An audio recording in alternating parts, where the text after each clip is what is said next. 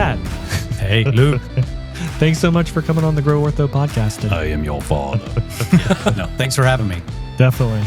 Yeah, tell listeners, viewers, just a little bit about yourself. You're actually an orthodontist, but you told us to call you Brad. It's kind of weird for me, but yeah. Well, I mean, I've been called a lot of things, so Brad is the least of the Brad's things. pretty good. It's at least your name. Yeah. You know? Yeah, exactly. Yeah, so I'm an orthodontist in Chattanooga, actually Eastern Tennessee, and been there for 17 years, practiced in Boise, Idaho for about 5.5 before that. Went to Baylor Dental School in Dallas and went up to UConn for residency in Connecticut. So met my wife there, who is also an orthodontist. And yeah, we have 3 offices in the Chattanooga area and been loving it. So how are things going this year for you? Really good. Oh, Yeah, really good. So the interesting thing is at the first of the year, we all had some conversation. Mm-hmm. I mean, it was like I was like, we're going to double. Like Mm-hmm. we were like, boom. Mm-hmm. We've stayed growing significant. I mean, I think we'll probably end the year 50% over last year. Like, which if you had told me that, and Harrison, you did tell me that, like, hey, why don't you just do what we say? And then like, then you can get that number if you want to sell someday, or you want to, you know, like why? And it was kind of one of those things where, you know, so I was looking back before coming, and we started our relationship in 2021. Mm-hmm. And from 2020 to 2021, that first year that I started working with you guys, we had 27% growth. And I didn't do anything different. I mean, and this was like you guys kind of saying, hey, you know what? Like, let's look at your digital market. And it was like, I didn't have it. It was zero. Like, right. We had no, in fact, I think that you guys were like, you're not even like in Google. Like you're not on the map. You Yeah. like you have zero zero online presence, you know? And, I was like, okay, yeah, whatever that is, you know? And so I think just that part alone was because in our office, we did nothing different. You know, we didn't change how we were doing anything. That was really the time when, even before we put the pedal down with the digital marketing and that side of things, you guys kind of like, I remember, Luke, you going, now wait a minute, like, we don't want to push all these patients to you if you're not really ready to treat them right. You know, if you can't handle the influx. And I remember thinking, well, but I got open chairs. Like, what do you mean? Like, we can handle it, you know? And so having that conversation, kind of me starting to kind of look a little bit more closely at that side of things. And that's been the problem for me I got out in 2002, you know, and I feel like I'm a business savvy guy. That was kind of something. So I never graduated from college because I remember that. I took business classes instead of like a foreign language and history or whatever. So I don't have a degree from Baylor. But I obviously got on my science classes and got into dental school. But I feel like I'm more attuned than most maybe to the business side of things. I like the numbers. I like all that stuff. So I felt like I had a plan, and my plan was more like cast a wide net, have all these locations, and then grow them, you know? And that was kind of when you guys were like, well, you know, maybe that's not the best way to do it. You know, you're just increasing your overhead, and until they grow, then your bottom line is going to be smaller. And you really helped me point. We started consulting. You know, you guys came out and kind of started looking at things like, hey, was that 22?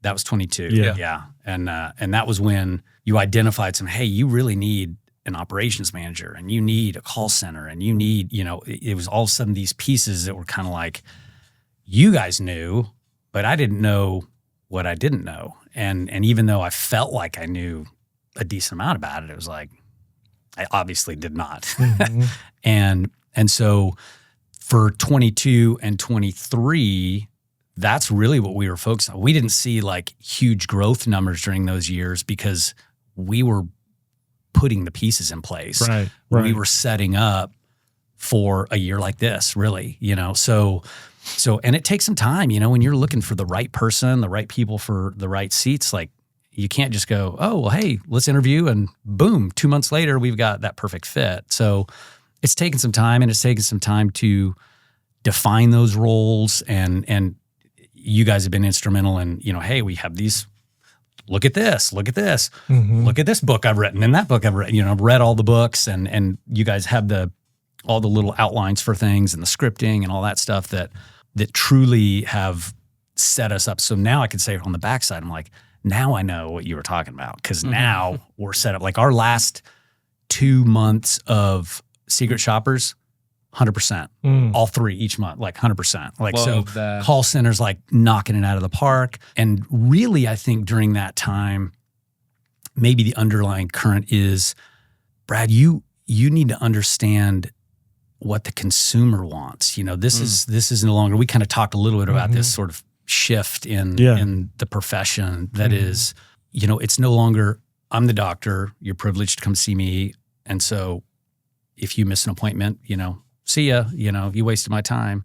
And I think that really, because I've listened to the podcasts and hear docs, and there's a kind of something that seems to repeat. It's like, I didn't want to. And then when I did, it worked. And it's like, so what really is the reason for that finally deciding to shift? And I think it's that you guys do a fantastic job of really pulling the curtain back on, look at what the other side of the chair, the person sitting in there, what do they want? What do they expect? What are they seeing when they come in your office? And what are their expectations? And, Harrison, we talked about, like, you start throwing all these x-rays up and all that, and also people are like, whoa, this is serious. This sounds serious. I thought I was getting braces today. Yeah. Class 1, that sounds pretty serious. I need to go home and think about this. Yep. Yeah. And again, my point was, but from like the start of our education, especially, it's like we are put on the hotspot. We are expected to defend why we're recommending treatment. So to the extent that in residency, we have case conferences where we stand up in a room of our peers and our instructors, and we have to present a case, and they're shelling you with questions about, well, why did you do this? Well, did you consider that? Why not this? Why? So that's what we're used to, is saying, here's what's going on, here's your treatment plan, and here's why, this is what I've come to. Expecting that the person on the other side to be a professor awed and oh, well, yes, well, how about this, that's interesting, like, and they're just like, I want my kid's teeth straight, or I want my teeth straight, and once you showed me that, once you kind of helped me to realize they don't want to know that you can have all those thoughts in your head, and certainly if someone asks those questions and wants that information, tell them, show them, but most people don't. Most people don't. Yeah. You were the first guy to give me that insight, actually, on like what transpired through school and why a lot of docs are wired like this. I never understood that. I still tell this story. I was like, I'm always telling the docs to do this and do that, and they struggle to see it.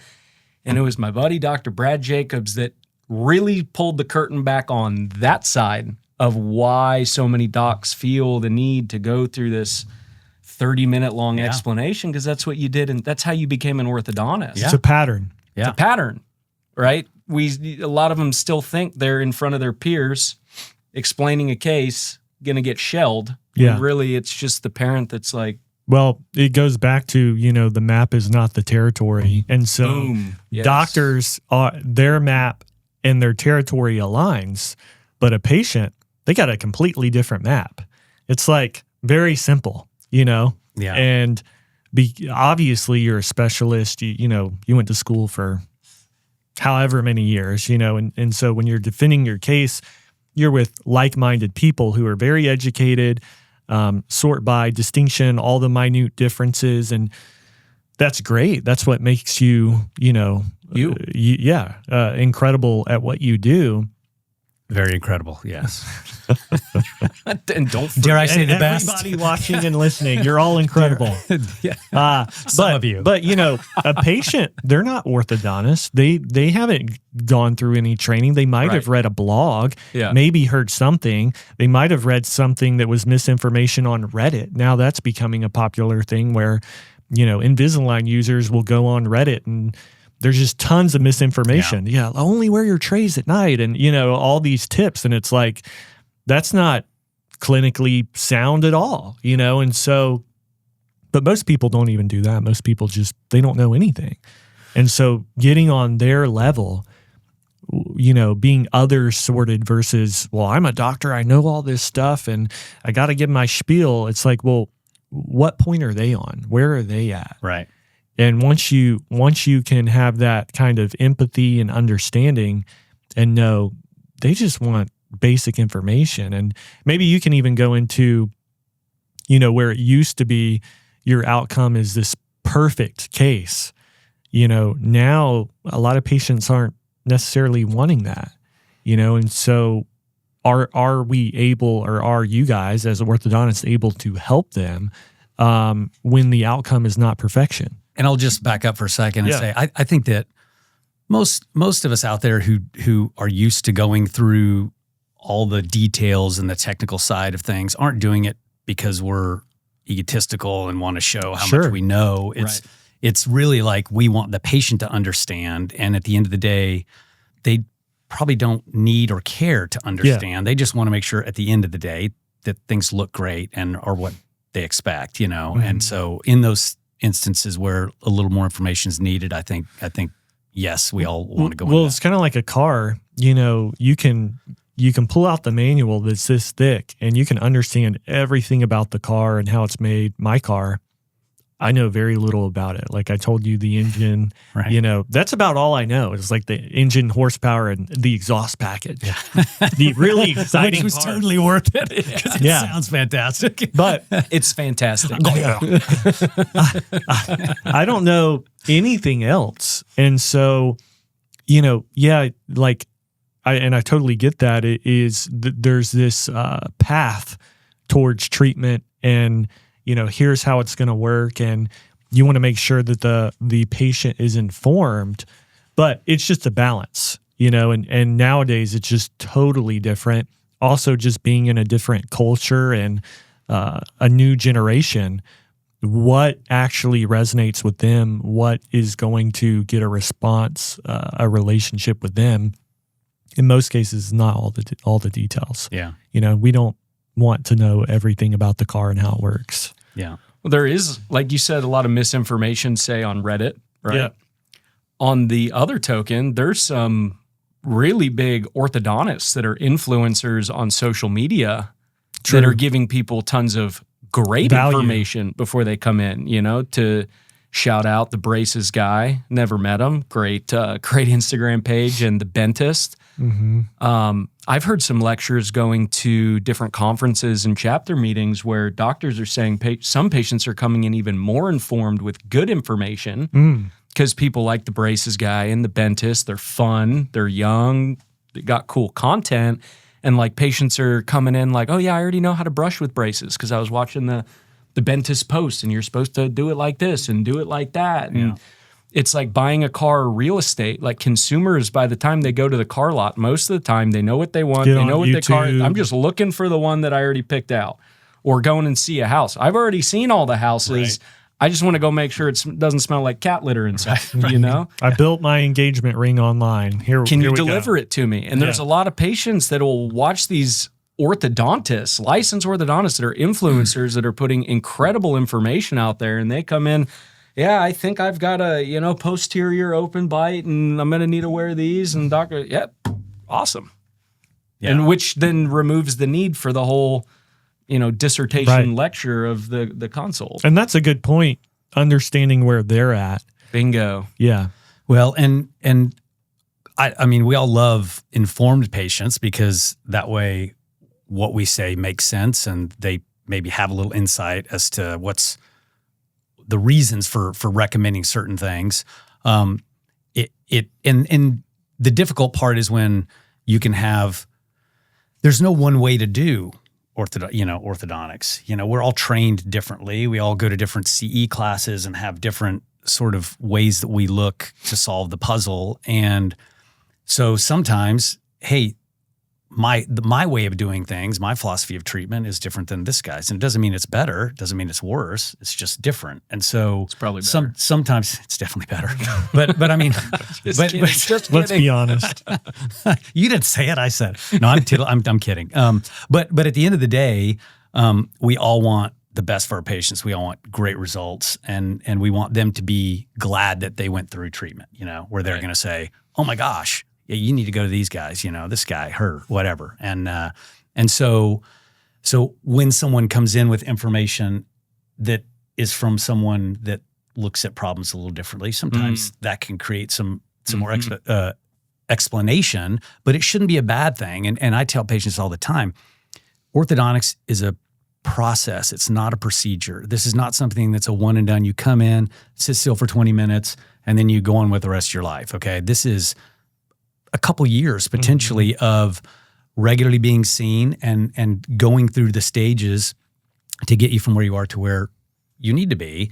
And so if you're not starting on the same page, you're never going to end on the same page. And so, we're not machines. We are biological systems, which means we're not absolutely predictable.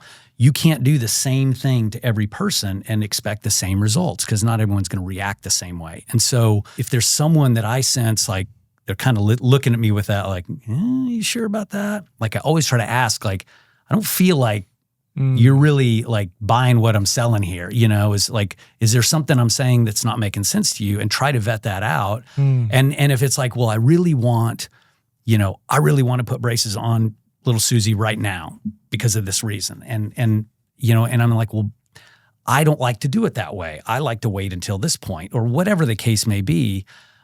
I'm like, look, I want to treat her. I want to treat everybody that comes in the door. I want to, this is what I do. I love doing it.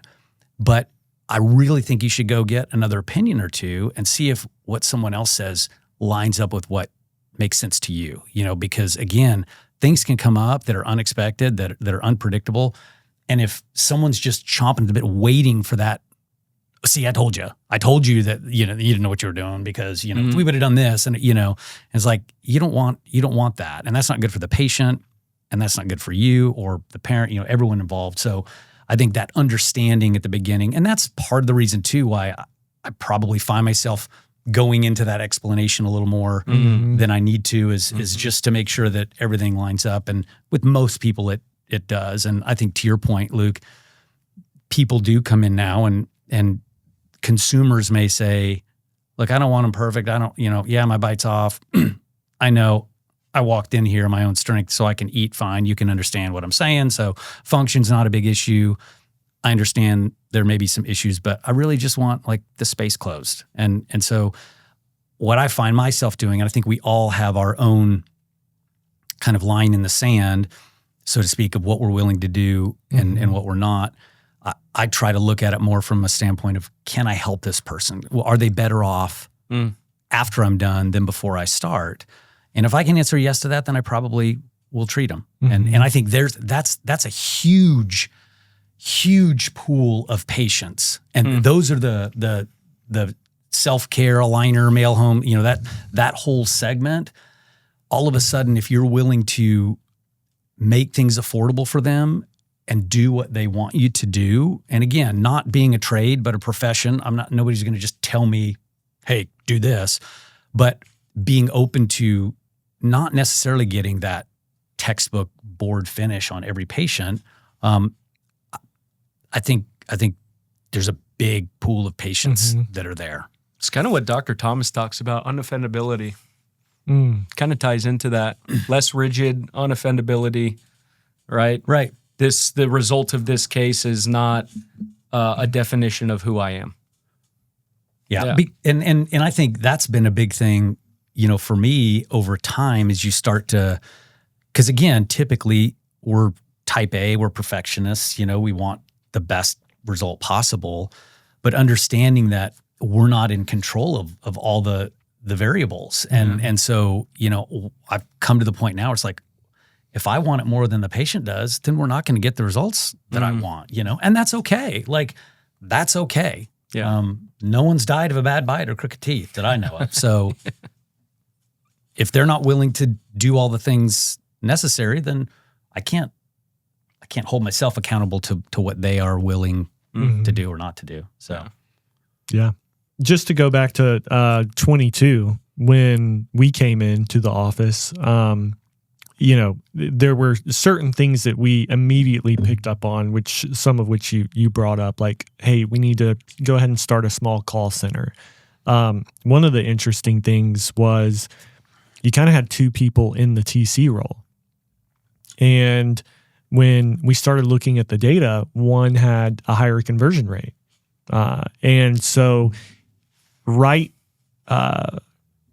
person, right seat, and we see this in our business. It's like, yeah, great person. They're aligned with our values, love their work ethic, but the seat isn't really a fit. You know what I mean? Mm-hmm. So looking at that with your organization, I thought was really cool, and the openness that you guys had to, if it makes sense, like let's move things around a little bit. Maybe talk a little bit about that and some of the org chart, making that shift within the TC role, but then also bringing in more people on the phones, a lead in the call center. I think one of the call center team members ascended to management. So kind of walk through that and like the value of kind of analyzing the org chart and, right fit, right seat. Yeah. And we had no org chart before him. Yeah. It was like, okay, you can do that and you can do that, and so again, I think it comes down to there are experts that you need to rely on if you want to have a success. And I'm speaking from an orthodontic practice standpoint, but probably is fairly widely applicable to just about anything. But sure. Yeah. So having an org chart to begin with was okay. Now I see what positions we need, first of all. And then instead of going from this person is competent, I like them, they align with our values, so let's put them in an important role over here.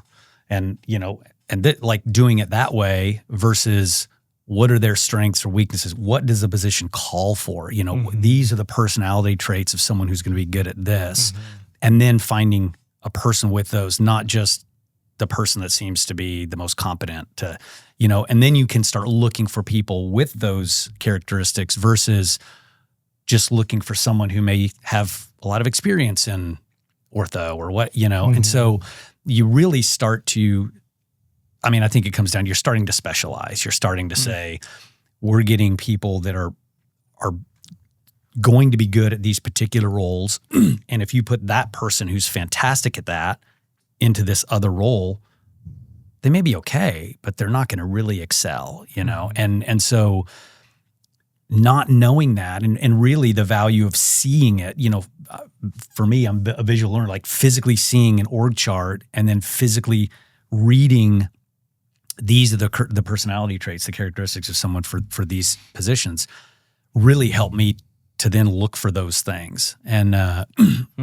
so again, all setting up, you're looking at it from the perspective of we've seen what really successful practices do, and we've seen how they're set up.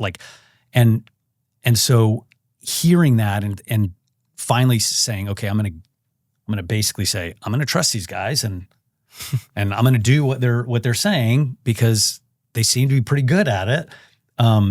And doing my best to try to follow through with those things. And again, it took some time to find those people to put in the right seats, but it's amazing when you start to see that machine start to work, And it's like a really nice watch when you're looking at the inside and all those little like cogs and springs and things. And it's like, man, that's a beautiful thing. But if you swapped them out, probably wouldn't work, And so getting those pieces of the puzzle together that have also taken a lot off my plate. That's the other thing is it reduces the stress, it reduces the work, because those tasks can be taken care of by people in those positions. Whereas if it's basically just a big bowl of blah, here's everybody, we're all kind of in this boat together and nobody really knows, you're kind of doing what you can. There's like too much I don't know who's accountable for this or who's accountable for that. So I got to make sure I'm making sure somebody's going to take it over, you know? And so all that leading up to really seeing it in action, you know, and that was, you know, the fundamentals, you know, coming down to the Fishbone fundamentals. We've been cattle prodding you to come for. I know. And for all of you who have not been, listen to them, because I wish I'd done it earlier, you know, and probably everyone says that. But and then once you see it, it's like, I don't need to reinvent the wheel here. I just need to build my wheel like that, you know, and then we're off. And that's essentially January was when we said we'd made some minor tweaks when we got back. So the end of last year, September, October, November, December, maybe it was last quarter, maybe it was October, November, December. But anyway, we made some little tweaks based on what we saw, that we saw a little bump. And it was like, okay, well, if that little tweak made a little bump, let's just go all in. And that's when it was instantly boom. I mean, boom. And it, to the extent where it's like, okay, we got to hire more chairside. I want to get the same day start column. And like, we're just now like going through finding people to work, you know, as we've gotten them now, it's like we can start to do these same day start, you know, and we've been doing them on and off when we've had time, but now we're able to start regularly fitting these people in and it's fantastic. But it's also, I'll tell you, it's what's been a little bit of an adjustment that I didn't foresee was I can look now at our exams that are set up and we're not booked out like 5 or 6 weeks. And at first it's kind of like, oh no, is this going to be a bad month? You know, looking at the end of the month and there's not, and the reason is because we're getting them in and starting way them that more day. Efficient. Yeah. So when somebody calls and gets in, it's not like they've got to wait to then get, they're in and boom. So they're kind of going through and already all the way in much quicker. Yeah. Being booked out is not a good thing. Yeah. Especially if you have a pretty good funnel from the internet and digital marketing. Those consumers are trained Netflix, Amazon Prime, DoorDash, the list goes on. You know, I can order anything just about, you know, unless I'm in the middle of nowhere. But most people can get stuff right away. And so this whole, and that kind of turned in a little bit, I would hear years ago of kind of like an ego thing. Yeah, we're booked out 6 weeks, you know, booked out, you know, 12 weeks or whatever. And it's like, well, that's not really good because have you measured the fall off? Right. You know? But, and that's, you're exactly right. It was a big, like, we're booked out 2 months, you know? Yeah. But that's like, that's exactly what's changed. You know, that mentality of the egotistical sort of, I'm booked out this long or whatever. You're not considering that patient, that consumer, like, well, they're going to have to wait 8 weeks. You're thinking of yourself, like, see how people are going to line up to come see me. You know, they're going to wait 2 months. And so what's changed is all of a sudden you got to say, I don't want somebody to have to wait 2 months. I want them to get in sooner. You know, I want to be able to provide that convenience of getting them on the same day when they're already out of work or out of school or whatever, you know? And that's the shift that you guys really helped me. I think probably one of the greatest things that's translated into the practice success and growth is that sort of mentality shift of you need to look at it from the patient side, the consumer side, and not your side, both in the exam and the technicality of how we present things, but also in the mindset of saying, okay, what's going to be best for them? What's going to help them? Let's remove those barriers, so to speak, for them to start treatment and to be able to look at a digital lead versus like an organic lead. Like I'd never even thought about that. And when you guys pointed that out and you're like, well, how many times did you see our stuff before you reached out to us? And it was almost like you were pulling some magic David Blaine, like, you know, where it was like, ta-da! yeah. Oh, look. 50 text messages. Yeah, right. Yeah. I mean, but you got it. Yeah. We've had this conversation with some people and they don't get it. It doesn't register. This lead came in, they no-showed, it's a terrible lead. And I'm like, do you know how long you've been clicking on our stuff and ghosting us and not, oh, well, that's different, Harrison. Yeah. No, it's exactly in the same. what realm is that literally different? the same. Yeah. It's to a T the same thing. Yeah. But that's a little pride. It's just a little pride thing. But I mean, that whole notion of saying someone who's like clicking on you or like, and again, just look at how we personally in our own lives do that. Mm-hmm. But seeing that in a way that I had never really seen it before, which was they're about convenience and timing, you know, and a lot of our growth, or at least a big part of it, are 20 and 30-year-olds. And it's like they're like, hey, do I want to maybe go on this trip this month? Or, oh, maybe I'll start braces. Like, you know, they have that discretionary income where they're not going, I am going to get braces right now. It's kind of like, I think I kind of want to do this sometime soon, you know? And depending on what comes up in their lives and what might kind of occupy, or they may decide to spend that money on that month versus whatever, like that could change. And it could be 4 or 5, 6 months before they're finally like, okay, yeah, I think it all lined up today. Yeah. And so if you can be there every time, then eventually they're probably going to end up coming in. And man, if you can get back to them in 5 minutes, like our rock stars in our patient care center, like if you can follow up and do those things, like again, why reinvent the wheel? You've given the plans. Here's how to build a wheel. Mm-hmm. So just go by the plans. Mm-hmm. And it works. Yeah. I mean, it works. Well, I mean, we could uncover so many things and talk in depth about all of this, but you know, being on their point, when someone is hot or warm, the last thing you want is for them to cool down. Yeah. It's the same thing with us. If there's a doctor ready to go, how unexciting is it to be like, oh, I can start you next month. Yeah. Let's schedule, what day is it? Let's schedule our first call in, 6 weeks. And they're like, but I got this itch. Right. And I want to scratch it. And again, I'm not saying all the time this is good. I think there are a lot of things with consumer behavior that are actually kind of scary and bad. This is literally a supercomputer. I can literally get almost anything I want right now. I could literally go on a website and start a conversation probably within 2 minutes and have a prescription on depression. May not be a good thing, but I wish I could get some hair. Yeah. Let me order. I got something for that. But it can be a really good thing. And so you have to kind of look at it from both sides and just understand. And this is the key thing that we tell people. You cannot change consumer behavior. As much as you may want to, as much as we want to save the world, we had a save the world conversation at Waffle House, we're probably not going to make any change within those topics, right? But we can change what we do to best accommodate the consumer and then bring them into an ethical way of doing things, a high quality way, and hopefully an elite way of doing things with a great experience versus what happens if they do go to one of these DIYers? They definitely accounted for consumer behavior, made it convenient, all these things, but the back end is not very solid.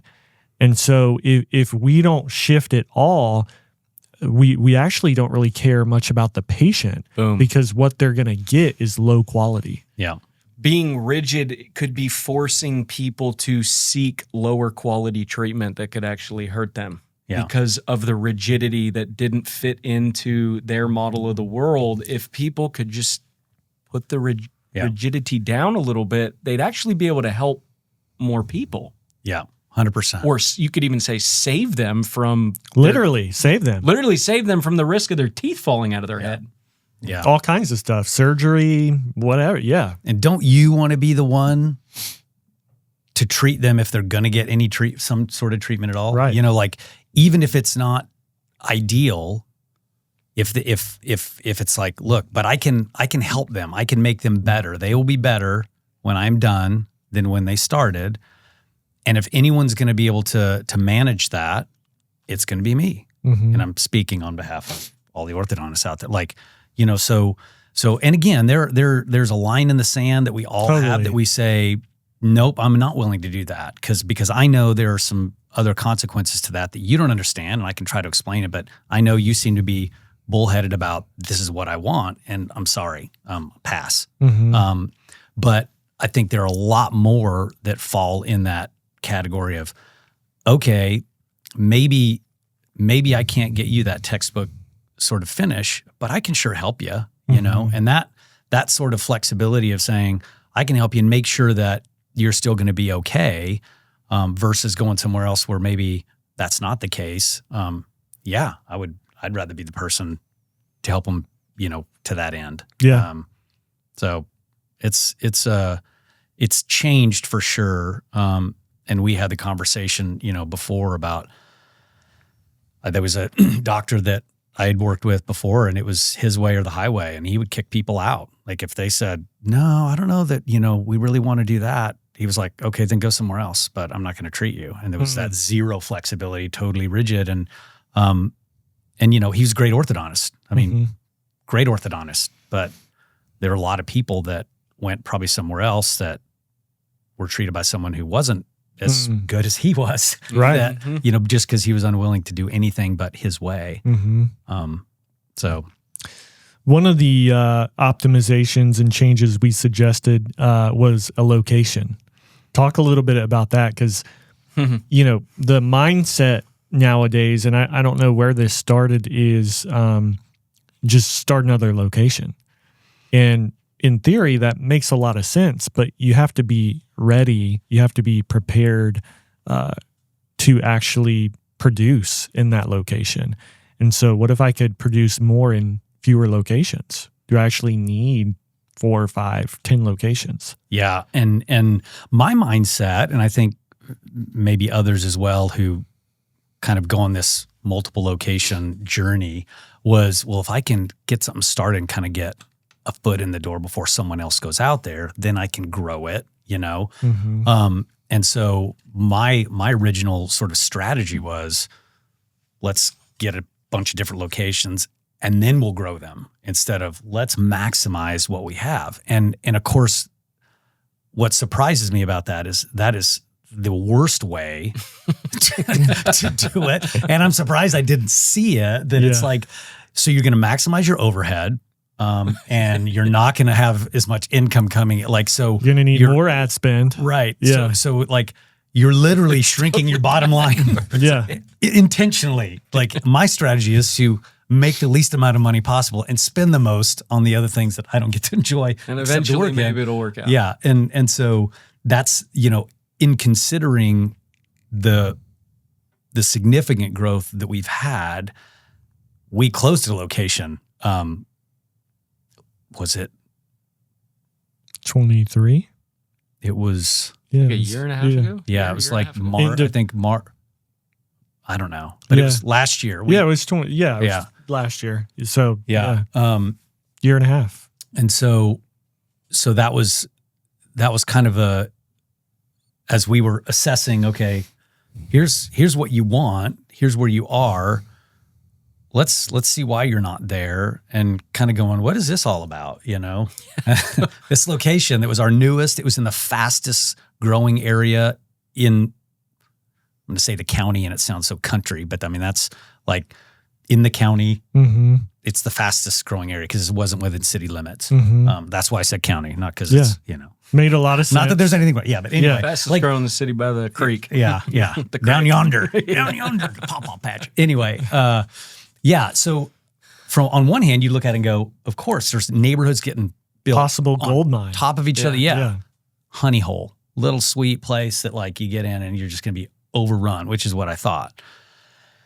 And it was kind of like barely breaking even, And here I was 3 years in.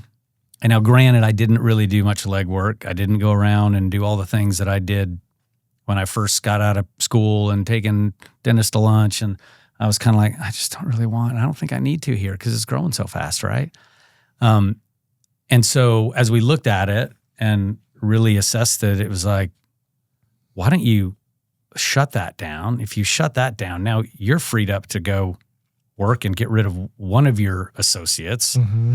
So all of this growth, so we did that, and now we don't have overhead of that. We don't have all the, there's all this stuff that just doing nothing else, I'm making money because I'm not spending it on rent and all these other things that I was having to spend, those fixed costs. So, and you've grown 50% without a location. Yeah. And I had 2 associates that I do not have anymore. Mm-hmm. So it's like I'm 2 less associates. It's my wife and I, 1 less office, and I'm making 50% more. And, we've grown 50%. Right. I'm making more than that because overhead. Yeah. You get rid of 2 associate salaries and you get rid of overhead of location, and so it's that. And once you see it and you're like, of course, Brad, you idiot! Like why are you doing this? And when you see it, you feel foolish. Because you guys, I'm sure, were like, Brad, you idiot! Why are you doing this? But once I could see it myself, it was like, yeah, that just doesn't make any sense. Like let's really maximize the locations we have. And I will say, I kind of thought, like, I don't know that there are that many more patients out there for us to grow, Yeah, I mean, I'm sure we can get some more, but again, I don't remember the numbers. You guys probably do, about how much of the population could benefit from ortho or something. Like there's massive amount that goes untreated. Yep.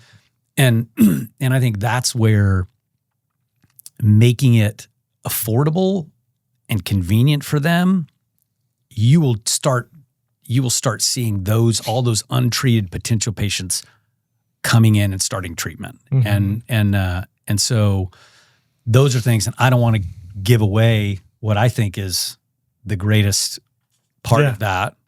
They can contact. Not yet. Yeah, they can contact wait till you the guys. last 5 seconds. That's right. Yeah, at the very end in the next episode. Yeah. But it's so interesting because there's so many people, even who we work with. I just talked to a guy this week, and it's the opposite of what actually works. The cool thing about where you were, and it was a timing thing, I think, with us and you, where it was just perfect timing, a good fit, is you were very open to a different perspective. You were open to being adaptable, and many people aren't. And then our hands are tied. And it's back to the front end of things, of marketing. Well, just go make a new ad or spend more in ad spend. And it's like, you're not getting the point. You have to have the right back end for the front end to work. There's 100, 1,000, 1,000,000 different ways to market the practice, the modality, the treatment, the offer. If you don't have the back end for it to work, it doesn't matter how great the marketing is. That actually turns into somewhat of a scam. Because, your marketing, we have the best this location, we'll get you in, Nobody called me back. Offer. Yep. Nobody called me back. Yeah. Couldn't get in. It turns out the doctor only goes to that location once every 60 days. Once every 6 months. They said they could get me in conveniently, quickly on the ad, and so then over time, that actually starts to do damage in the market. And that's what you had said. Yeah. You get all these patients coming in, and then you can't take care of them like they should be, and they're going to now go out and start saying negative things, and it's going to be a bad thing. And so that was like, we need to get you set up so that when they do contact you, you can provide what you want to provide for them. So there's positive sort of chatter out there. And I was trying to think of a good analogy for how I feel like our relationship started, like with you guys kept tapping, touching, whatever. And it was like, okay, after 6 or 7 times, it was like, okay, I'll like, all right, let's talk. Let's, and then it's like when somebody comes into the office, and I was trying to think of something that was not just orthodontic related, but I think it's a really good sort of parallel. Someone comes in for an orthodontic exam and they sit in the chair. they have some perio, their brushing is maybe terrible, maybe they have some obvious decay, some things. And they're like, I want braces, I want my teeth straight. I could say, okay, yeah, let's do this. And hey, you've got some other like stuff that you need to take care of, but let's go ahead and get braces on you. What I say is, hey, you know what? Your overall oral health is more important than what I do. So let's get that taken care of first, and then I can do what I do for you, and it's going to be an advantage, you know? And I felt like that was kind of what you guys did, was like, hey, you've got some other things going on. Before we really do what we can do for you, like you've got some other things that we need to take care of first. You know, you need to get an org chart and some people in these places and a call. Like it was kind of like, I felt like you're looking out for what's the health of your practice, what's going to really benefit you on a large scale, instead of just, we can do what we can do for you. And, we're doing our part. So if you can't figure it out, then sorry, you know? And so I think that really kind of resonated with me that, okay, they're right. Like they're doing what I do, what I would hope someone would do for my family if they went, which is, let's get everything else right. Let's get you set up with a good, solid foundation before then I can come in, or we can come in and really see the results that we know we can get, you know? And that was kind of like, you could have just said, good, yeah, let's get this website. Let's start like getting these ads out there. And, you know, if it doesn't work, and I think that's maybe that's what kind of prompted you guys to even go into the kind of consulting side, was seeing, hey, there's some offices that need some help that don't really know, you know, they have good intentions, but they don't know what they don't know. But I felt like that's kind of what you guys did for me, was looked at it all and said, okay, great, we can do this, but you got to take care of this first. These are priorities. Yeah, it's interesting. The parallel to that is the other day somebody was telling me, you know, this doctor said, you know, they're holistic. It's holistic. Shouldn't every doctor be holistic? You know, like you're looking at it, but you know, we're not trained to do that. And with marketing and being a marketing agency, and where we adapted from that is, this doesn't work all the time. You know, sometimes it does, and that's great. And with you, you know, it may have worked a little bit and you'd be up, you know, 5, 10%, maybe 20%, whatever. But to be able to be up 50% in a downturn, you know, you have to look at things more holistically. And so many more situations are coming to mind as we talk about this, like, oh, I need to go do this thing and communicate this to this doctor. And there has to be an openness, you know, because if you weren't open to it, it's like, well, you know. Well, and again, going back to the ortho analogy, okay, we're ready to start. Let's get going, okay? I can't do it all. It's a team effort. If my patients aren't keeping up their hygiene, wearing their elastics, you know, avoiding foods that break the brackets off, like if they're unwilling to change their behavior and do what I'm asking them to do, we won't get the results that we should get, you know? And similarly, you guys can say all day long, like, you know, you really need to do this. These things need to happen. But if they're not willing to do those things, the results aren't going to be what they could be. And so that ongoing, even after we start treatment, you know, and you enter a relationship with a partnership with a doctor, like, or an office, it's, you have to be willing to do the work, you know, and to be accountable and listen to someone who knows better. And I was certainly at the point where I was like, okay, well, things were okay, you know, and it was like, we were doing fine, but it wasn't what I wanted. You know, I really wanted it to be more. And it's also this sort of, you got to spend money to make money, you know? And that was something that I fought. I was like, but I want to make it first, then I'll spend it. You know, once I make it, then I'll have more to spend and I could spend, you know. And coming from the guy that opens all the locations first. Yeah, I mean, why would anybody spend money without it, you know? And yeah, twisted. But yeah, I think that whole sort of willingness to say, I've done it the way I think it should be done, and I'm not where I want to be. So if I'm gonna bring in some experts, then I'm going to listen and do whatever they say, because I'm going to trust that they're experts for a reason. And certainly you guys had the pedigree that we've kind of worked with some decent practices around the country. And so it's like, okay, if again, why reinvent the wheel? Let's just do everything they say, and then we'll see, if it works. Yeah. To be determined. So how is the team feeling about all this? A lot of changes, sounds like mostly for the better, but I'm sure there's been, some challenges, and then there has to be openness with the team.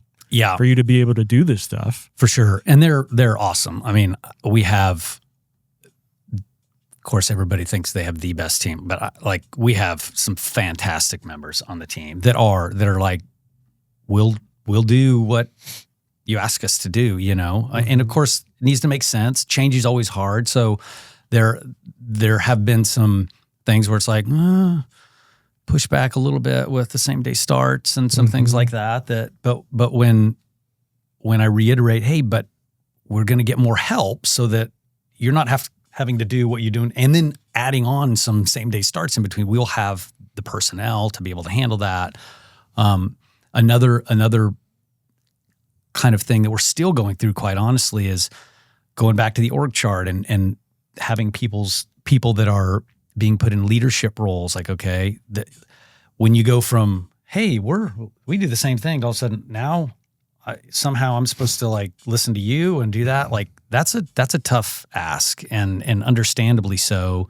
That can be challenging to go, why should, and they're not boss, but they're leadership. They're somebody that can correct and discuss certain things that need to improve. And so that's still sort of it's happening in some spots. It's a little fluid. It's a little bit like, why her? Why not me? That sort of thing. But that's part of it, because then everyone else that comes in after, that's who that person is. So you don't have that same, because that role's already established. And so there has to be some of those sort of uncomfortable growth, and it's part of setting it up right, is you're not maintaining the status quo. And so I don't feel like it's anything that has been detrimental to the feel in the office at all. Yeah, and with the right team members, as you grow, I mean, I think it must be pretty exciting to know that they can grow with you. Yeah, it gives them motivation to keep at. Hey, if I can work myself up into one of these leadership roles at some point, feeling like there is actually more in the future. Hey, we can grow together, and and as the practice grows, more roles open up. Right. There's actually a pathway to growth or promotion. Yeah. Income. Yeah. It becomes exciting versus, go to, work another day and not much happening and just do it. But to be part of a practice that is growing like you are, I mean, people want to be part of a winning team. Yeah. 100%. Yeah. Nobody's really excited to play for the Jets right now. Yeah, except Aaron Rodgers. Yeah. No, he's not. He got their coach fired. Did they win last night? I didn't see the end. Yeah. I don't think so. Probably not. It's terrible. Well, we also did. We've got an incentive system that I will say I think is the best that I've ever tried, and it's super simple. I can't take credit for it. I read it in some forum somewhere that as people were talking about it, we tried all different kinds of things, percentages of, for 15% more, over the same year or same month last year. And, it's all these things that seemed super complicated and whatever. And this one is once every, for our office, the number was 60. Every 60 starts, everybody gets X number of dollars. Once they get 60, it starts all over. So you can have potentially two bonuses in a month. Like if you had one that, in other words, if you had, it started in the middle of last month, you catch it the first part of this month, and then you're really blowing and going, and you catch another one at the end of that month. So it's not based on anything except number of starts.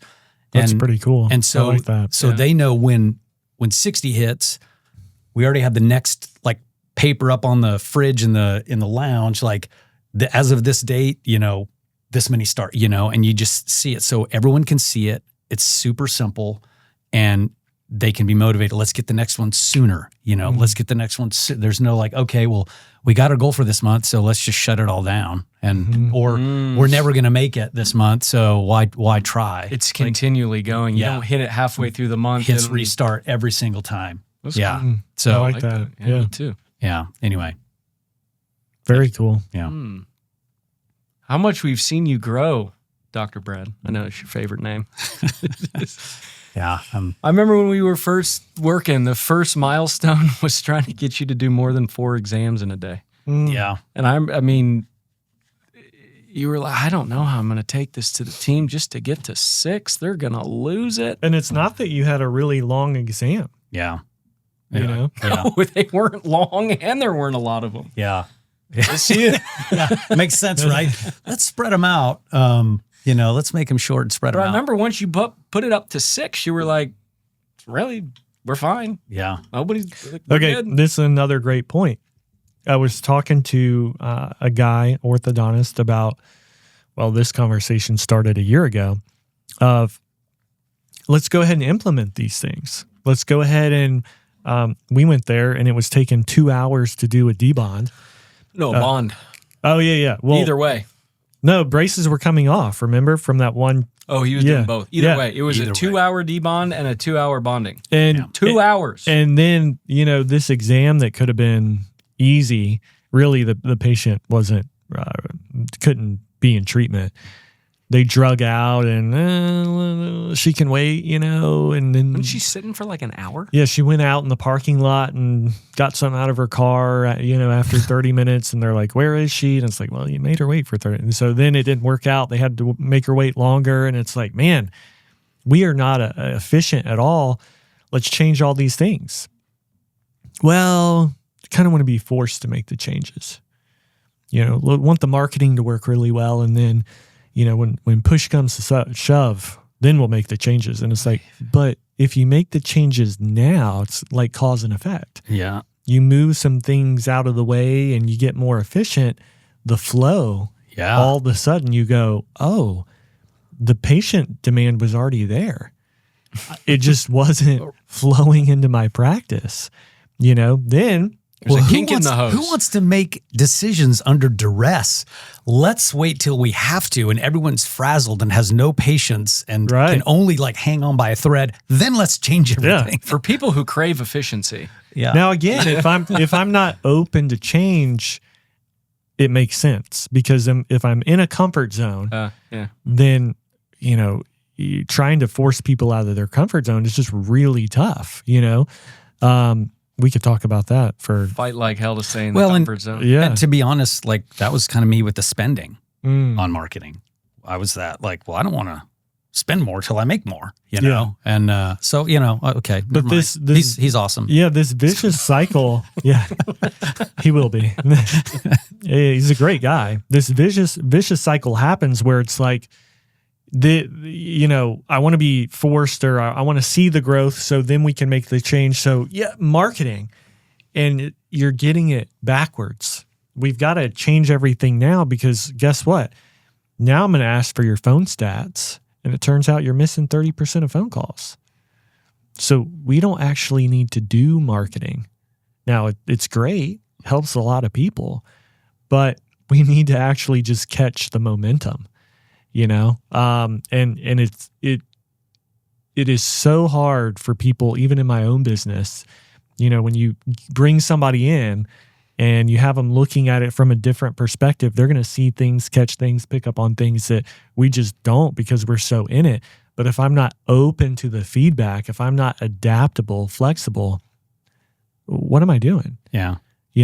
Well, and I think sometimes people look at numbers like, there's no way you can do 10 exams in a day and do them well or whatever. And it's like, how many words a minute can you type? Because you know what? You would say, I can type 40 words a minute. Like the world record is like over 200 on a regular keyboard. Now they have these different key, but I mean, accurate, like that's 97% accurate. There's some sort of thing, you know, and it's like people can do things really well a lot faster.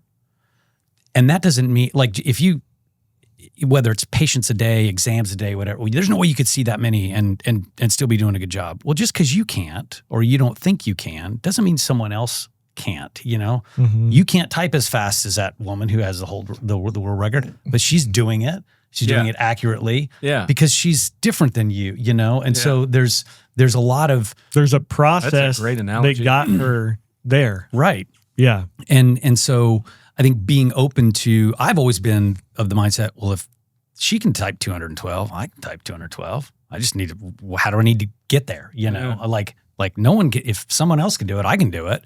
And that was kind of the fishbone thing. It's like, well, if they can do this... Yeah. I can do this. My team's good. Like we can make this happen. Mm-hmm. And so, but it means you have to say, what do I need to do to get there then? You know, if that's where I want to be, then what do I need to do? And if that's not, and everyone's goals aren't the same. So, and that's great. You know, we all have our own picture of what our practice and our life, you know, what we want it to be. But don't, you know, throw shade on somebody that is doing something differently and saying, well, they can't be doing a good job if they're doing that because I can't, you know, I can't see that many patients a day. I can't go into an exam and be in there for 3 minutes and the patient. Well, you're right. You're probably right. Like, yeah, if you say you can't, then you're probably right. Yeah. I'm not going to argue with that. I mean, Dr. Thomas made a great point on our lecture at MOPC where he said as he's grown, he feels like he's even doing better clinical work for 2 reasons. One, because he's not seeing a patient and then going back to his office and sitting. He said he's in a flow state all day. He's like, I'd rather have friggin' 15 bondings all day just in my flow state. And he goes, but as I've grown and I've put more leadership roles in place, my time's not getting pulled on. I think of the story of you trying to fix the roof leak in between patients. He goes, I'm not getting pulled to go fix a roof leak or change a light bulb and break my flow state of clinical work. He's like, I'm just seeing patients all day. Yeah. All day, and I'm doing better work at more volume because of the protection I have of my time with our systems. Then more money to invest in better technology. And it's just this positive cycle. Mm-hmm. You know, I had a call the other day, and this guy asked me, he goes, all right, man, so what's your secret sauce? What's the magic sauce? And I said, there's no magic sauce. It's 2 things. You need to be open-minded and teachable, and it's hard work. If we're not willing to do the hard work and we're not open-minded and teachable, I don't have any magic. But if you do have those things, look at the rabbit, you know? Yeah. Mm-hmm. Well, I remember you guys talking about easy growers. Mm-hmm. And I was like, I want to be one of. I was like, I want to be one of those. I want to be an easy grower. They should say that about me. I was visiting you. You were reading the yellow book in your office, and I remember. I'll never forget this look. You looked up at me, and you're like, "I think this book is written about me." Yeah, yeah. I mean, it was like you were speaking directly to me and where I was. Like, yes, sir. Okay. Yeah, I wrote it right after we visited you. May or may not be true. I mean, yeah. What do you say? Because you know, you and I had a conversation a couple months ago about we'll have people call you, and it was very reassuring why we're having. By the way, can you take more calls? What do you tell people when they call and like, okay, what's it going to be like with hip? Kind of what Harrison said, it's like, look, these guys are experts in their field. Like they know what they're doing. They have a proven track record. And so this is not, there is no like secret sauce of, they're going to bring you behind the curtain and, whisper in your, it's like, and there's like, and then all of a sudden you're going to, have I wish it was that easy. Yeah. Man. I mean, but what I say is they will tell you where the weaknesses are in your practice, like what you need to improve on, what you need to have set up to then accommodate the growth that will be coming your way. And I think, you hit a good point earlier, Luke. Some of that growth is not growth that's just driven from marketing. It's just capturing the people who are already wanting to come see you that you have missed because of flaws in your system. And so it's like, you've got to be willing to listen and put the work in to implement. And when it's like, well, I mean, I don't really know. And then, I don't know if the team is going to be, it's like, then it's not going to happen. Like you can't keep doing things the same way and expect different results. So I have done it and it has worked. These other offices in the country have done it and it has worked. So what more do you need than that? Like, I can't tell you anymore. I'm not going to, there's no like, okay, well, if you put this scented candle on your front desk, everyone's going to all of a sudden decide they're going to start with you. I mean, there's no like one little thing. It's a Facebook funnel. It's fun. Yeah. Wait till you see this funnel. Yeah. I mean, it's magic. Sales magic. Magic candle. But that's what I try to, that's what I say is, if you do what they say, you will see growth.